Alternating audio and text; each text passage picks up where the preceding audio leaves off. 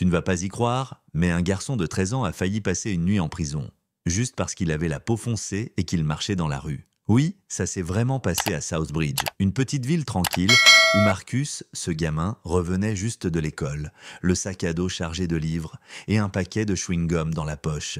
Rien de plus normal, non? Sauf que ce soir-là, tout a basculé en un instant. Imagine la scène.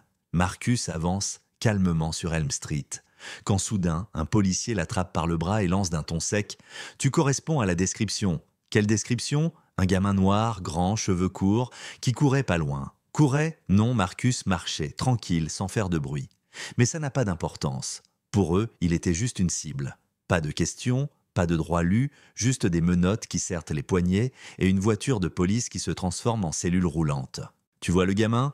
13 ans, maigre comme un clou, avec un livre de maths et rien d'autre. Et voilà qu'il est jeté dans un système qu'il a déjà condamné sans procès. Les passants s'arrêtent, certains secouent de la tête, d'autres sortent leur téléphone pour filmer. Mais personne n'intervient. Ce silence-là, il pèse lourd. Tu sais ce que je veux dire? À la station, les policiers bombardent Marcus de questions agressives. Où étais-tu à 16h15? Avec qui?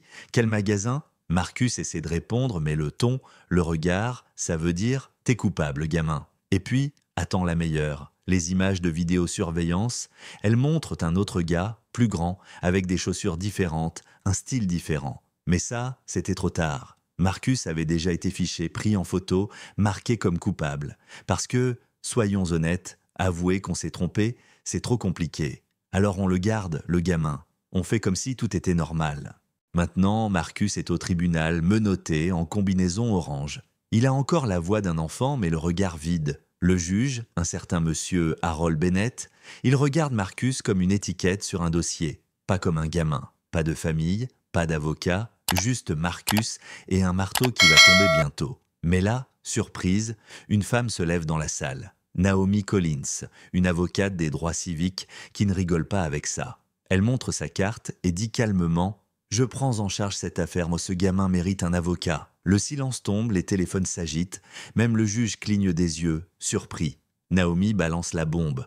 On a des images qui prouvent que Marcus est innocent. Vous n'avez même pas regardé avant de vouloir le condamner. Pour la première fois, l'air devient lourd. Le tribunal retient son souffle. Marcus, ses jambes tremblent, mais ses yeux s'ouvrent grands. Pas juste la peur, non, une colère calme qui brûle à l'intérieur. Il repense à sa mère, cette femme qui bosse dur, qui lui glisse un mot dans le sac chaque matin. « Tu es mon bon gars, Marcus. Tu es plus que ce qu'ils disent. » Elle prie chaque nuit pour qu'on voie son cœur, pas sa couleur de peau. Mais voilà, Marcus est là, enchaîné, pour un crime qu'il n'a pas commis. Le procureur attaque, parle de rôder, de description vague. Marcus répond doucement qu'il achetait juste du chewing-gum, la salerie. Mais pas pour de bon, c'est ce genre de rire qui glace le sang. Naomi s'emporte. C'est un enfant, pas un danger. Le jury, pas une tête qui lui ressemble. Il voit un cliché, pas un gamin, puis il twist. Naomi sort une clé USB avec une vidéo d'un autre angle. Marcus, tranquille, paye son chewing-gum. Les vrais voleurs arrivent 2-3 minutes après, cagoulés, et volent le magasin. Silence. Le juge baisse la tête, embarrassé. Le procureur bouche bée. Marcus, toujours menotté, se tient droit, sans un mot d'arrogance, juste de la force tranquille. Il regarde le juge. « Vous étiez prêt à briser mon avenir sans même connaître mon nom. Vous avez vu une menace, pas un gamin. » La salle est figée. Ces mots font tomber des murs invisibles. Finalement, le juge soupire et dit « On vous doit des excuses ». Marcus ne répond pas. Il dit juste 2 mots qui résonnent « Détachez-moi ». Le cliquetis des menottes libérées est plus fort que le marteau du juge. Il se frotte les poignets, regarde le juge droit dans les yeux. « Vous n'avez pas vu Marcus.